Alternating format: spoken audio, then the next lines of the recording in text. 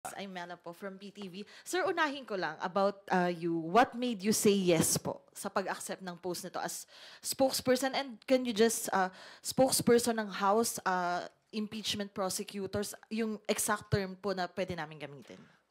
Ako po ang tagapagsalita o spokesperson, wala akong distinction eh. The prosecution panel.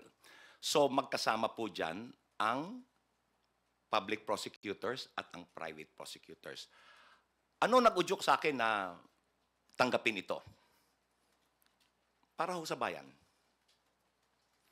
Kinausap ako ng ilang kaibigan na nasa prosecution panel and sa palagay nila ay ako ay makakatulong para ilahad sa taong bayan kung ano ang sinusugo ng prosecution. Tinanggap ko po after talking to my family.